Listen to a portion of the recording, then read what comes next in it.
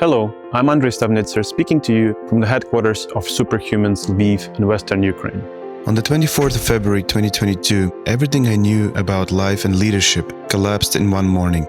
Like millions of Ukrainians, I experienced a shock that felt like death and rebirth at the same time. And I realized something important. The only way to survive trauma was to turn it into action, meaningful action.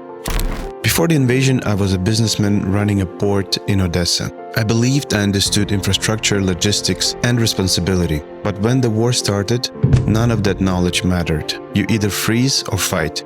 I just couldn't freeze. Putting my anger into work was the only way to quiet down the feeling of helplessness while rockets were falling on my country. In April 2022, I understood that Ukraine was not ready for the wave of people who would lose limbs, hearing, vision, and peace of mind.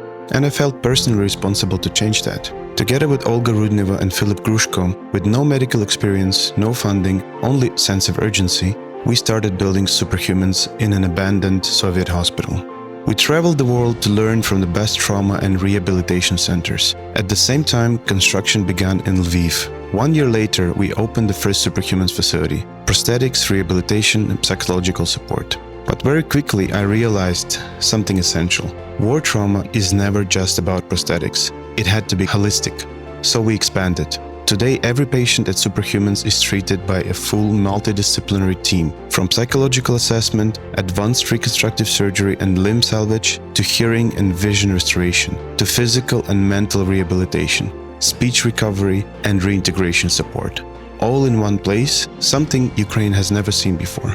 Once the model worked, we began scaling. Superhumans now operates in Western and Eastern Ukraine and will open in the South within a few months. Superhumans has helped thousands of patients to walk again, smile again, rebuild their lives. However, 200,000 people more need similar help, so we are changing the system. Together with the Ministry of Health, we introduced 5 national war trauma protocols, changed evacuation laws, trained hundreds of specialists, supported over 60 hospitals, and helped create new university programs. Superhumans is now the educational and clinical base for National Medical University of Lviv. I started with I have read remark level of knowledge. Today, governments from abroad are asking us to build Superhumans for them.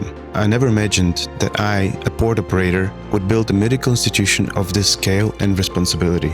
But war forces you to become someone you did not know you could be. Superhumans has become the largest war trauma center in Europe and the most meaningful work of my life. Why do I do this? Because every person broken by war deserves to regain their lost abilities, and even more, just like Superhumans. Thank you.